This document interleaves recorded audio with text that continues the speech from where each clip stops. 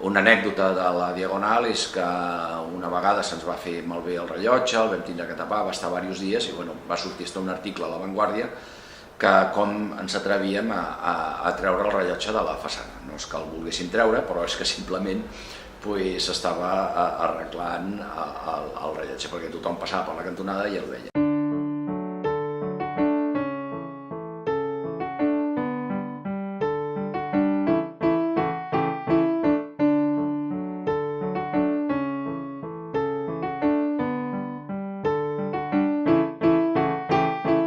Benvinguts a Unió Suïssa, una empresa que data del 1840.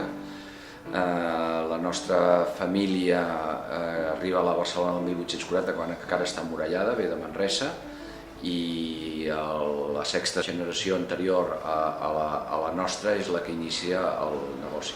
A partir d'aquí, el 1854, sabeu que comencen a caure les muralles, Barcelona va creixent, nosaltres tenim establiments, després el pare del meu rebessavi al carrer Ample, al carrer Hospital, a les Rambles, generació a generació, es van movent per la ciutat amb la pròpia ciutat, amb el desenvolupament de la pròpia ciutat. Hem de pensar que en aquella època ve la nova burgesia, la burgesia industrial, i nosaltres d'alguna manera som proveedors de tota aquesta gent. Pensar que en el 1846 es crea el cercle del Liceu i es fa el Liceu, una mica perquè entrem en connotació de l'època en la qual estàvem. En aquest establiment que estem avui aquí, a la Diagonal, és un establiment que data aproximadament després de la Guerra Civil. El meu avi, Carles Vendrell, amb l'arquitecte Balcells, es queden a la primera planta i la remodelen tota. Aquesta segona planta que estem ara era la vivenda dels propietaris, inclús hi va viure el president Macià fins a la seva mort en l'any 33. En el 2012, parlant amb la propietat, queda alliberat el principal.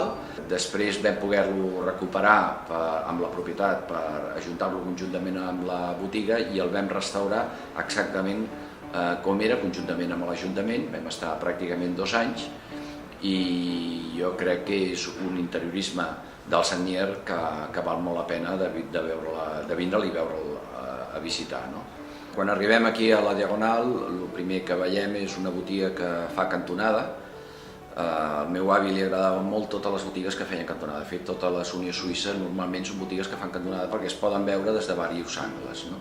Aquesta en concret, quan arribem, té una façana, diríem que ens recorda bastant a la botiga de la Rambla Catalunya, que va ser la primera que es va fer en l'any 29, amb marbre negre i sempre amb el rellotge central a dalt.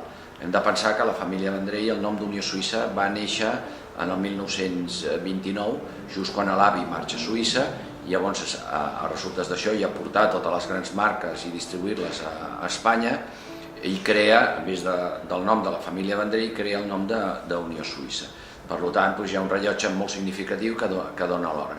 A banda i banda, tant a Via Augusta com a Diagonal, a Diagonal hi ha 2 aparadors, seguint una mica la mateixa fórmula de marbre negre i marbre blanc que hi ha a l'entrada, i a l'esquerra igual.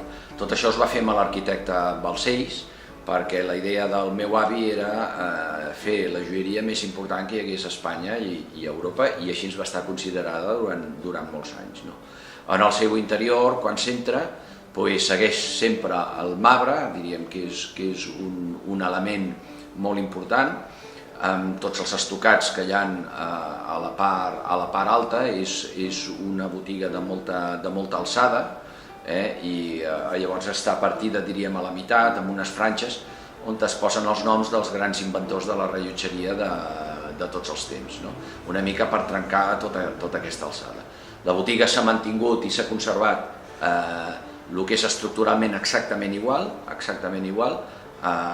simplement ha desaparegut un petit despatx que hi havia, que era del meu avi, del meu pare, i s'ha transformat en més botiga. O sigui, es va treure la paret aquella, que era un envà, i es va aprofundir més en botiga. El resto de la botiga està pràcticament igual, canviat una mica potser el mobiliari, la il·luminació, però és exactament igual que la va projectar l'arquitecte Balcells. En quant a la família Vendrell és una família de joiers, és una família que el pare del meu rebesavi, el meu resavi, el meu besavi i el meu avi eren joiers d'Estellera, i evidentment tot es feia en els tallers de la família per la burguesia catalana.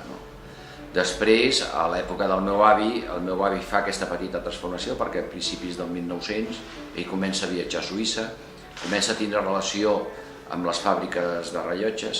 A Catalunya i a Espanya no hi havia marques de rellotges, no hi havia res, hi havia el Roscoff, havia algun rellotge de butxaca, ja que els rellotges de polsera comencen el 1910, 1915, comencen a sortir.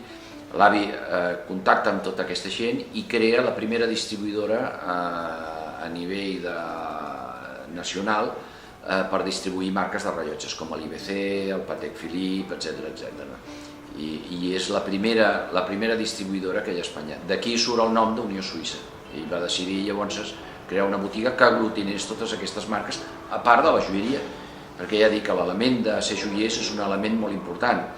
Inclusiu ara mateix que hem creat la marca Misuí, que és una marca que es desenvolupa a Barcelona, amb el Marc Mutsó, el seu director creatiu, que és de la ciutat i que ha guanyat el Miss Van der Bosch, el premi internacional més important de joieria. Hem desenvolupat una nova marca que a més estan els elements de la sostenibilitat, ja que s'utilitza l'or sostenible, s'utilitzen les pedres no tractades i tot està fet a la nostra ciutat. O sigui que la base de la família és més joiera que rellotgera. El que passa que en una època, en el 1929, es crea aquest canvi, ja que el meu avi va allà, porta les grans marques, etc. I després creem una marca pròpia, que és la marca Kronos, amb fàbrica a Suïssa, i que encara està en mans de la família, que fem la distribució, evidentment, a nivell nacional. Per últim, m'agradaria molt que passéssiu a veure la restauració, sobretot del principal, perquè jo crec que és molt interessant, del Sagnier, i la primera planta, per veure tot el desenvolupament d'en Balcells, que jo crec que també és molt interessant com a arquitecte de Barcelona, potser no tant com en Sagnier, però jo crec que potser és una de les seves obres a peu de carrer més importants que hi ha a la ciutat.